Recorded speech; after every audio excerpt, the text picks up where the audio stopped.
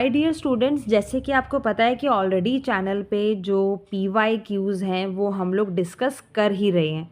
ठीक है, तो अकाउंटेंसी के PYQs 2 years के जो है ऑलरेडी चैनल पे अपलोडेड है। You can go and check out there.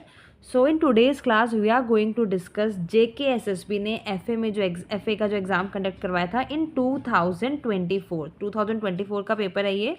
सो अब हम इसमें स्पेसिफिक जो टॉपिक डिस्कस करने वाले हैं वो है स्टैटिस्टिक्स। सो इसका हम लोग क्वेश्चन आज डिस्कस करेंगे। 10 मार्क्स की स्टैटिस्टिक होती है।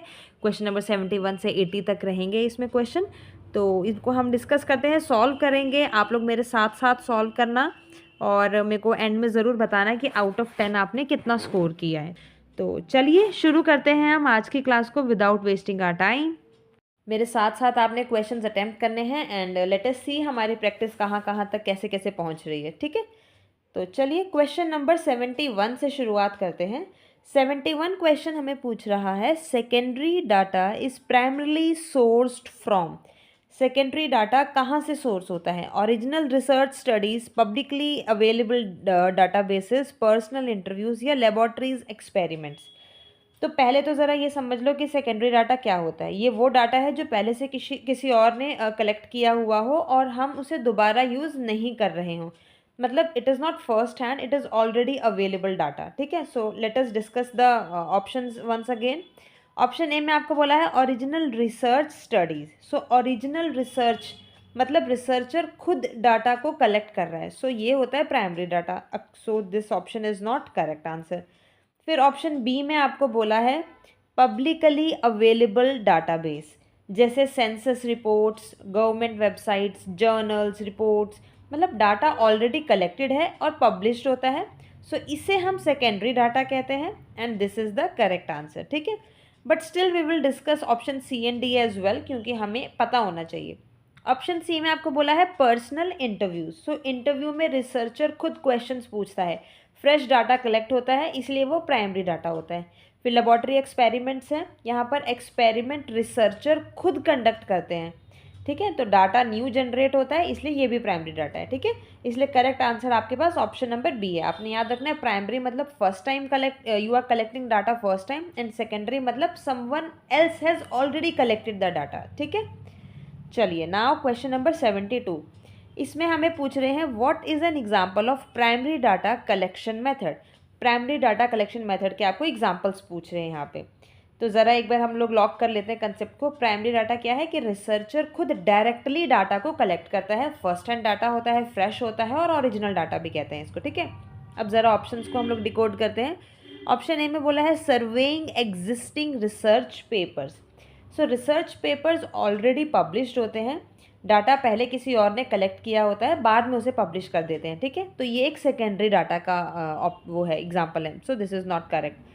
फिर बोला है रिव्यूइंग सेंसस डाटा। सो सेंसस डाटा हमें पता है गवर्नमेंट ने पहले से ही कलेक्ट किया होता है, आप सिर्फ रिव्यू कर रहे हो इसको, तो ये एक सेकेंडरी डाटा है, तो इसीलिए this is also not correct answer.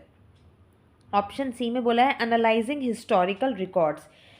Records already exist करते हैं, सिर्फ एनालिसिस हो रहा है, तो कलेक्शन नहीं हो रहा है यहाँ पर, है ना, तो इसीलिए ये भी सेकेंडरी डाटा है and also not a correct answer. Last option में आपको बोला है कंडक्टिंग इंटरव्यूज़ एंड सर्वेज। तो इंटरव्यूज़ और सर्वेज रिसर्चर खुद लोगों से लेते हैं डायरेक्टली। ठीक है, तो यहाँ पे डायरेक्ट इंटरेक्शन होता है पब्लिक के साथ, फ्रेश इन्फॉर्मेशन आप कलेक्ट करते हो। So this is an example of primary data and correct answer. All right, so आपने याद रखना है कि इंटरव्यू, सर्वेज, ऑब्जर्वेशन ये सारा प्राइमरी डाटा के अंडर आता है, और रिपोर्ट, सेंसस, रिकॉर्ड ये सारा सेकेंडरी डाटा के अंदर आता है। तो सी 71 और 72 दोनों ही क्वेश्चन में आपको, एक में आपको सेकेंडरी डाटा का पूछ लिया, एक में प्राइमरी डाटा का पूछ लिया, है ना। तो ये टॉपिक भी देखो, एक ही साथ दोनों क्वेश्चन आ गए आपको। तो this also needs to be kept in mind कि आपने ये इनके एग्जाम्पल्स वगैरह सब आपने प्रिपेयर करने हैं। ठीक है, चलिए अब हम आते हैं क्वेश्चन नंबर 73 पर। 73 क्वेश्चन देखो आपको क्या बोल रहा है, इसको पढ़ते हैं।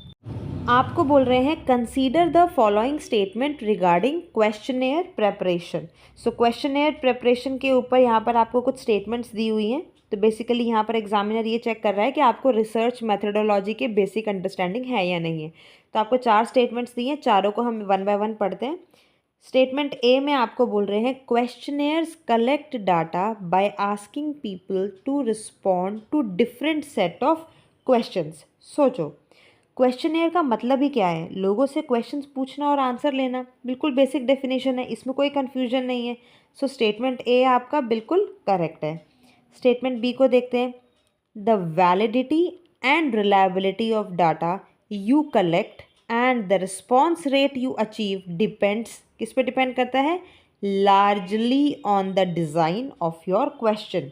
अब ज़रा ध्यान दो, अगर क्वेश्चन अनक्लियर हो, कंफ्यूजिंग हो, लीडिंग हो तो क्या होगा? आपके आंसर्स गलत होंगे, कम रिस्पॉन्सेज आएंगे, डाटा अनरिलायबल होगा। इसलिए क्वेश्चन का डिज़ाइन सबसे इम्पॉर्टेंट होता है, इसलिए आपका स्टेटमेंट भी बिल्कुल करेक्ट है। ठीक है, नाउ स्टेटमेंट सी, इसमें आपको बोल रहे हैं collect the data without a pilot test of all questionnaire. अब ये एक डेंजर लाइन है। रिसर्च मेथोडोलॉजी बोलती है कि पायलट टेस्ट करना जो है वो ज़रूरी होता है ताकि गलती, कन्फ्यूजन पहले ही पकड़ लो। पायलट टेस्ट के बिना कलेक्ट कर रहे हो अगर आप डाटा, तो वो एक पुअर रिसर्च प्रैक्टिस कहलाई जाएगी। इसलिए जो थर्ड स्टेटमेंट है, ऑप्शन सी, स्टेटमेंट सी, ये आपकी गलत है। ठीक है, अब स्टेटमेंट डी पढ़ते हैं हम। ये बोल रहे हैं when designing your questionnaire you should consider the wording of individual questions prior to the order in which they appear. अब देखो, स्टैंडर्ड रूल क्या होता है कि पहले हम सीक्वेंस या ऑर्डर को डिसाइड करते हैं और फिर वर्डिंग को हम रिफाइन करते हैं। इस स्टेटमेंट में, स्टेटमेंट डी में आपको उल्टा बोल रहे हैं, कंसेप्चुअल मिस्टेक है। इन्होंने बोला कि पहले आपने क्या करना है, पहले आपने वर्डिंग ऑफ इंडिविजुअल क्वेश्चंस इनको कंसीडर करना है, बाद में ऑर्डर को देखना है। तो ये स्टेटमेंट आपकी यहाँ पर गलत दे दी इन लोगों ने। ठीक है, तो अल्टीमेटली कौन कौन सी स्टेटमेंट आपकी सही हुई? आपकी हुई स्टेटमेंट ए एंड बी। तो कौन सा करेक्ट आंसर बन रहा है आपके पास?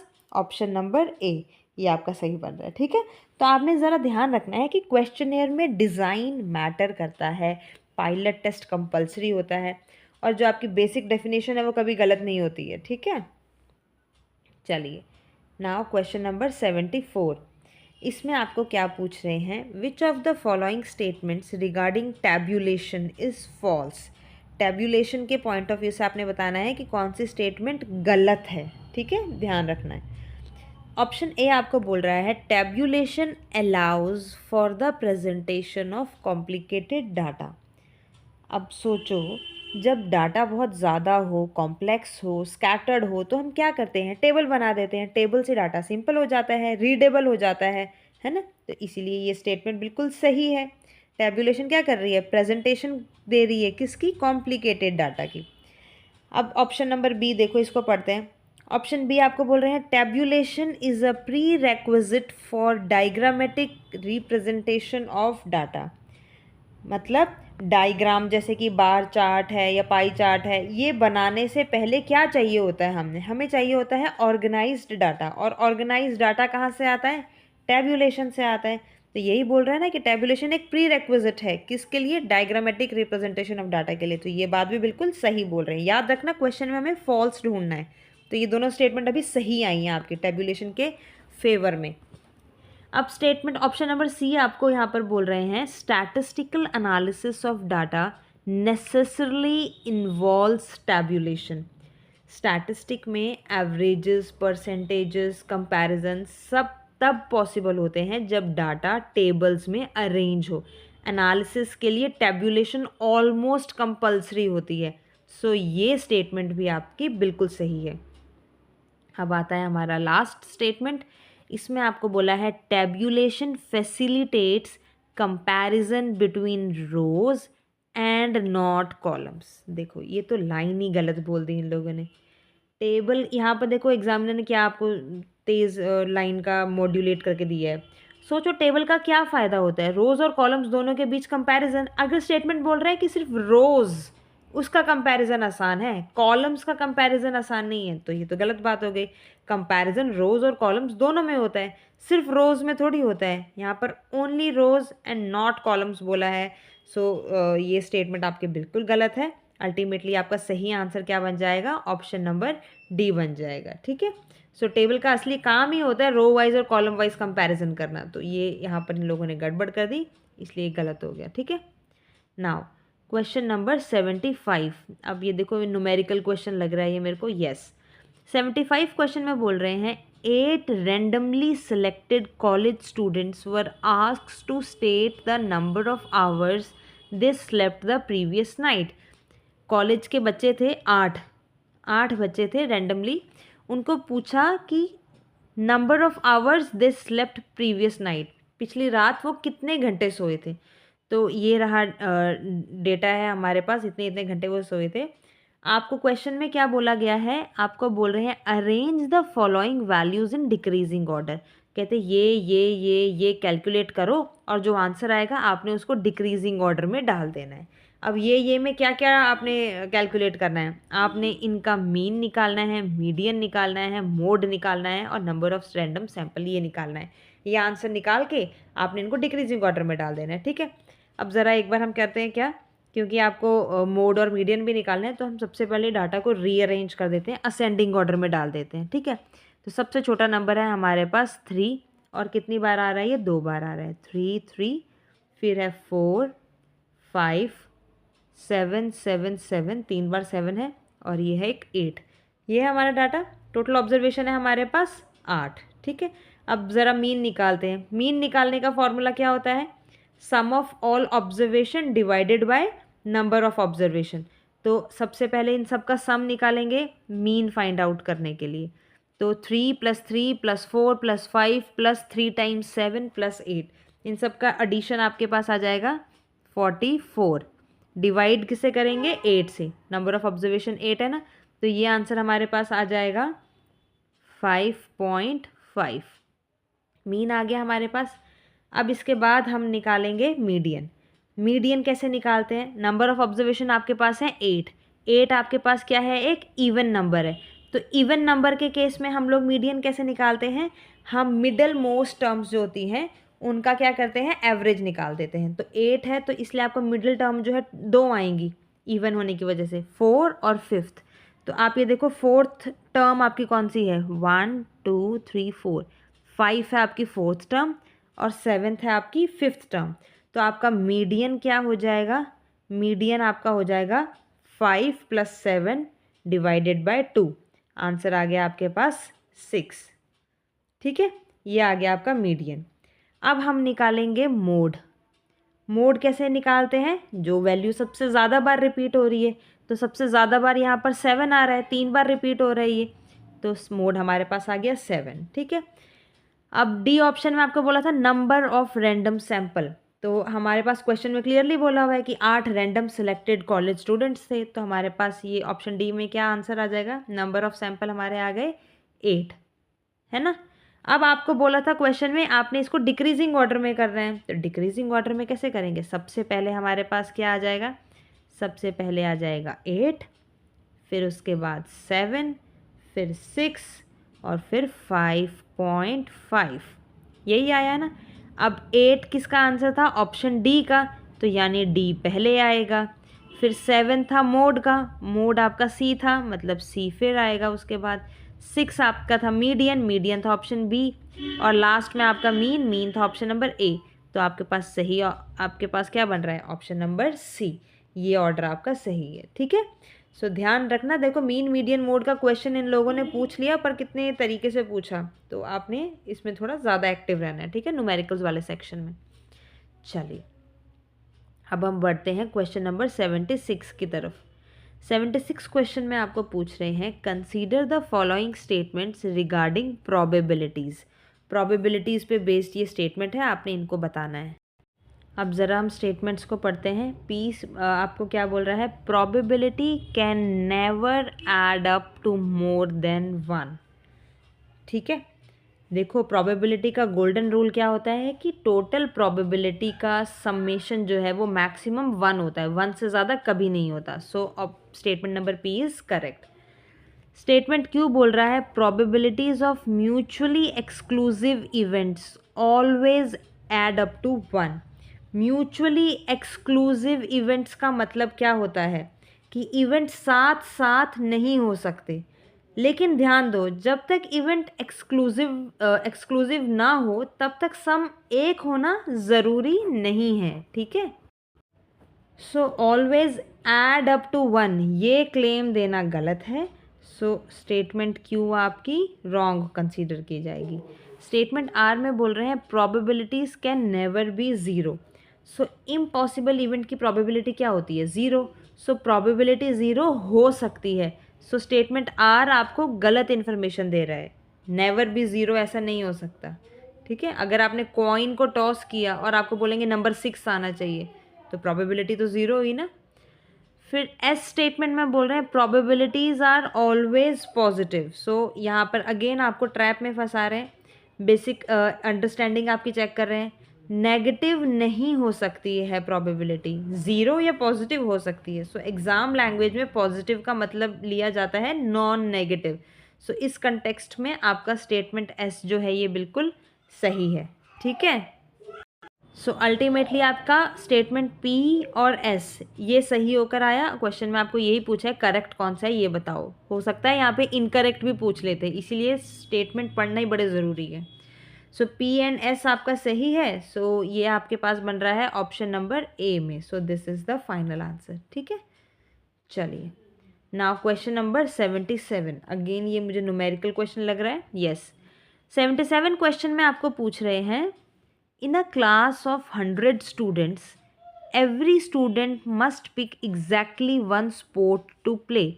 100 बच्चों की क्लास है, हर बच्चे ने एग्जैक्टली एक ही स्पोर्ट को सिलेक्ट करना है खेलने के लिए। एक बच्चा एक ही स्पोर्ट में जाएगा। ठीक है, अब आपको बोल रहे हैं 28 बच्चों ने फुटबॉल खेलने के लिए तैयार हुए, 27 बच्चे खो खो के लिए तैयार हुए, 33 बच्चे जो हैं वो वॉलीबॉल में जा रहे हैं, 12 बच्चे क्रिकेट खेलेंगे, 23 बच्चे क्रिकेट खेलेंगे, 23 बॉयज़। ठीक है, याद रखना यहाँ हर जगह स्टूडेंट था, यहाँ पर 23 स्पेसिफिकली बॉयज़ बोला हुआ है।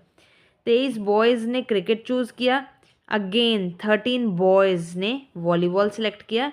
तो आपको बोल रहे हैं meanwhile out of a total 40 girls. तो आपको यहाँ पे देखो गर्ल्स टोटल 40 हैं, ये भी पता लग गया। 100 बच्चों में से 40 गर्ल्स हैं, तो मतलब बाकी के 60 जो है वो बॉयज़ हैं। ये इन्फॉर्मेशन दे दी इन्होंने। तो 40 गर्ल्स में से आपको बोला है कि 13 जो है वो खो खो खेल रही हैं, तो फिर आपको ये मैचिंग करनी है। तो ज़रा अपनी नोटबुक और पेन निकाल लो, एक बार हम इसका एनालिसिस कर लेते हैं लिख के। ठीक है, चलिए अब ज़रा हम क्या करते हैं ना, यहाँ पर ये जो स्टेटमेंट्स दिए ना, इनको स्टेटमेंट में से एक एक से वैल्यू निकालते हैं। सबसे पहले स्टेटमेंट में बोला है boys who play kho kho. ठीक है, तो सबसे पहले आप ये देखो कि आपको खो खो के टोटल प्लेयर्स कितने बोले थे। आपको बोला था 27 बच्चे जो हैं वो खो खो खेलते हैं। टोटल 27 जो हैं वो खो खो खेल रहे हैं, और गर्ल्स भी बताई हुई हैं कि 13 गर्ल्स जो हैं वो खो खो वाली हैं। तो अगर आपके पास गर्ल्स 13 हैं, टोटल 27 हैं, तो बॉयज़ यहाँ से पता चल जाएगा आपको। 27 में से 13 को माइनस कर देंगे, कितना आ जाएगा? 14। यानी बॉयज़ जो है वो 14 है खो खो वाले। तो ए का ऑप्शन क्या बन गया? Option number 3। क्लियर हो गया ये। अब उसके बाद देखो दूसरी स्टेटमेंट में आपको बोला है गर्ल्स हु प्ले क्रिकेट। तो क्रिकेट के टोटल प्लेयर कितने हैं? क्रिकेट के टोटल प्लेयर दिए हैं आपको यहाँ पर 12 स्टूडेंट्स। टोटल जो हैं 12 बच्चे क्रिकेट खेलते हैं। ठीक है, उसमें से 23 बॉयज़ खेल रहे हैं। बॉयज़ कितने हैं? 23। तो यहाँ पर आप देखो तो टोटल तो इन्होंने बच्चे 12 बताए हुए हैं और बॉयज़ बोले हुए हैं 23। तो ये तो बिल्कुल ही इम्पॉसिबल है, क्योंकि क्रिकेट में ही जब टोटल ही बच्चे 12 हैं तो बॉयज़ 23 कैसे हो सकते हैं? सो यहाँ पर क्लियरली प्रिंटिंग मिस्टेक है, लॉजिक के हिसाब से सोचा जाए तो अब हम क्वेश्चन को सॉल्व करना ही है, समझना ही है ना हमने कि इस तरह के क्वेश्चंस को कैसे सॉल्व करते हैं। तो चलो हम अजम्पशन बेस्ड पे चल लेते हैं। ठीक है, तो हमारे पास यहाँ पर जो बॉयज़ को 23 बोला हुआ है ना, हम बॉयज़ को 23 ना करके 10 अज्यूम कर लेते हैं, क्योंकि हमारा मकसद है क्वेश्चन कैसे सॉल्व होगा ये जानना। ठीक है, तो बॉयज़ आपके पास जो है वो 10 है जो क्रिकेट खेल रहे हैं। तो गर्ल्स कितनी आ जाएंगी? रिमेनिंग कितनी आ गई? 2। तो ये देखो girls who play cricket option number 2। Basically ये क्वेश्चन में ही मिस्टेक है, बट हु केयर्स, हमें तो कंसेप्ट समझना है।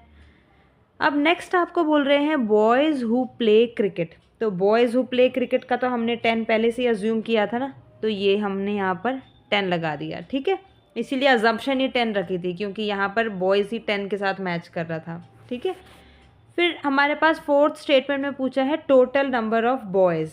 टोटल नंबर ऑफ़ बॉयज़ जो हैं वो हम लोगों ने पहले ही देख लिए थे कि हमारे पास 100 तो टोटल बच्चे थे और 40 उसमें से गर्ल्स थी, तो रिमेनिंग बॉयज़ हो गए 60। तो 60 हमारे पास यहाँ पर बॉयज़ आ गए। ठीक है, तो हो गए हमारे सारे ऑप्शंस मैच, तो इस हिसाब से ये हमारे पास करेक्ट आंसर रहेगा। ठीक है, now let's move to question number 78।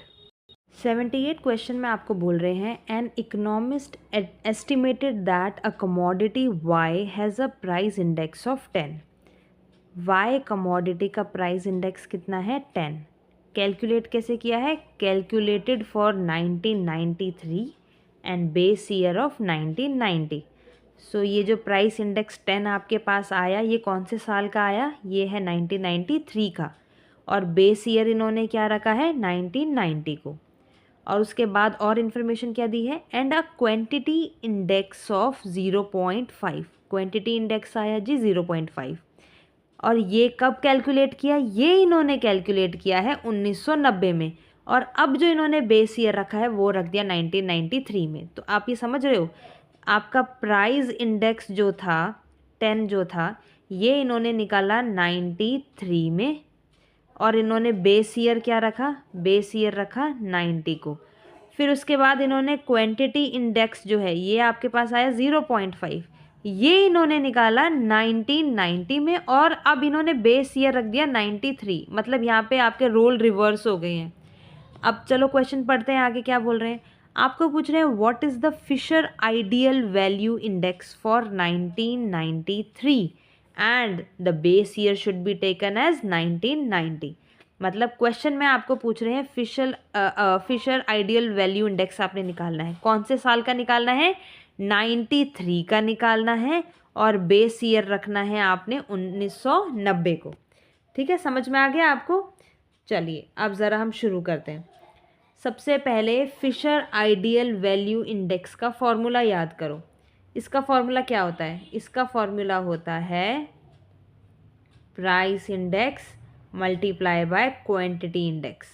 Simple, देखो इनको मल्टीप्लाई कर देते हमारा आंसर आ जाता। ये डायरेक्ट फॉर्मूला था। पर इन क्वेश्चंस में, इस क्वेश्चन में एग्जामिनर ने हमारे को यहाँ पे बेस ईयर के ट्रैप में फंसा दिया, इनको रिवर्स कर दिया। तो अब क्या हो रहा है यहाँ पर कि प्राइस इंडेक्स तो ऑलरेडी दिया था 93 का, बेस ईयर 90। क्वांटिटी इंडेक्स जो था इन्होंने उल्टा करके दे दिया। हमें क्या चाहिए? हमें चाहिए था बेसिकली 93 यहाँ होता और 90 यहाँ होता, है ना, बेस ईयर में 90 को रखते। तो अब हम क्या करेंगे? क्वांटिटी इंडेक्स को रिवर्स करेंगे। अब एक रूल मैं आपको बताती हूँ, याद रखो। अगर इंडेक्स उल्टा बेस में दिया हो तो आपने क्या करना है? रेसिप्रोकल कर देना है। रेसिप्रोकल करके आपका सही आंसर आ जाएगा। ठीक है, समझ रहे हो? मतलब ये क्वांटिटी इंडेक्स 0.5 है ना, आप इसको कर दो रेसिप्रोकल, ये हो जाएगा 1/0.5। और ये हमने क्यों किया? क्योंकि हमने अपने बेस ईयर को रिवर्स करना था। इन्होंने बेस ईयर 93 रखा था, पर हमें 90 रखना था, रिवर्स करना था, इसलिए इसका रेसिप्रोकल कर दिया।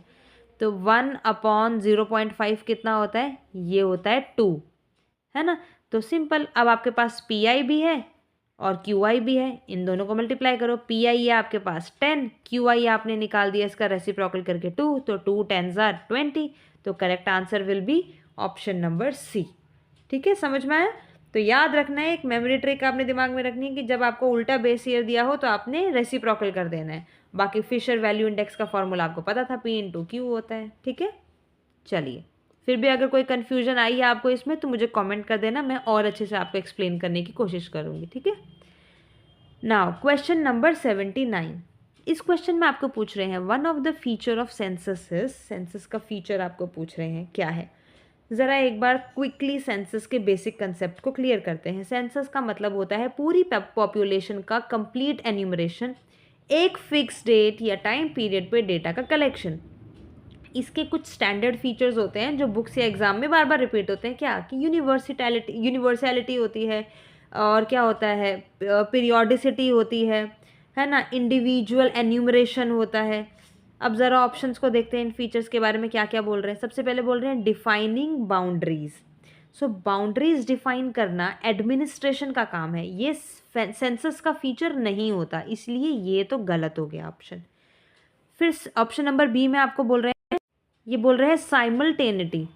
सो साइमल्टेनिटी का मतलब होता है सभी लोगों का डाटा लगभग सेम टाइम रेफरेंस पर कलेक्ट होता है। सो सेंसस जो है वो एक फिक्स्ड सेंसस मोमेंट को फॉलो करता है। सो यही सेंसस का कोर फीचर है। So option B is the correct answer. Still we will discuss option C also. इसमें पूछ रहा है employment of census worker. So census worker का होना अरेंजमेंट प्रोसेस है ये, तो ये कोई फीचर नहीं होता है। होमोजीनिटी, होमोजीनिटी सैम्पलिंग में रेलेवेंट होता है। सेंसस में तो पूरी पॉपुलेशन होती है, होमोजीनियस होना नहीं हो सकता। होमोजीनियस होगा तो सेंसस तो हम यूज़ ही नहीं करेंगे। होमोजीनियस के लिए हम सैम्पलिंग को सिलेक्ट करते हैं, ठीक है। इसलिए सही आंसर हमारे पास ऑप्शन नंबर बी रहेगा। नाउ क्वेश्चन नंबर 80 मैचिंग का क्वेश्चन है। आपको क्या पूछ रहे हैं, consider the following statement regarding measures of mortality. Measures of mortality पे बेस्ड ये क्वेश्चन दिया हुआ है आपको, ठीक है। तो ज़रा पढ़ते हैं हम लोग, आपने पेयर्स मैच करने हैं। सबसे पहला आपको बोला है ग्रॉस रिप्रोडक्शन रेट। सो GRR ये होता क्या है, पहले ये जानो। GRR बताता है कि एक वुमेन अपनी लाइफ टाइम में कितनी डॉटर्स को जन्म देगी। मॉर्टेलिटी कंसीडर नहीं करता है ये, सिर्फ डॉटर्स का काउंट मेजर करता है ये, ठीक है। तो ये आपका किससे मैच हो रहा है, ये मैच हो रहा है आपका ऑप्शन नंबर 5 के साथ। देखो यहाँ लिखा है measure the number of daughters over a life time, ठीक है। ये है GRR। फिर दूसरा आपको बोला है age specific fertility rate, ASFR। सो ASFR डिफरेंट एज ग्रुप्स में फर्टिलिटी को चेक करके बताता है। मैक्सिमम फर्टिलिटी जनरली कब होती है, 20-25 ईयर्स के बीच में होती है, ठीक है। तो ये किसके साथ मैच हो रहा है आपका, ऑप्शन नंबर स्टेटमेंट नंबर 3 के साथ। क्या बोल रहे हैं, has model value between 20 and 25। चलिए अब हम पढ़ते हैं स्टेटमेंट नंबर सी। इसमें आपको बोला है नेट रिप्रोडक्शन रेट, NRR। सो NRR क्या है, देखो GRR को फीमेल मोर्टेलिटी से एडजस्ट करता है, मतलब रिप्रोडक्शन पर मोर्टेलिटी का इफ़ेक्ट होता है इसमें। सो ये मैच कर रहा है हमारे स्टेटमेंट नंबर 2 के साथ, जो बोल रहा है अफेक्टेड बाय मोर्टेलिटी रेट्स, ठीक है। फिर डी में आपको बोल रहे हैं मटरनल मोर्टेलिटी रेट, MMR। सो MMR मेजर क्या होता है कि पर 1000, या स्टैंडर्ड डेफिनेशन में 1 लाख भी होता है वैसे, पर 1000 लाइव बर्थ्स पे ये मेजर किया जाता है, ठीक है। तो ये आपका मैच हो रहा है स्टेटमेंट नंबर 4 के साथ, ठीक है। तो ये है आपका फाइनल आंसर। ऑलराइट, ये स्टेटमेंट 4 बोल रहा है इज मेजर्ड पर 1000 live births. So this is your correct answer, ठीक है। तो ये था हमारा क्वेश्चन नंबर 80, ये भी फिनिश हो गया।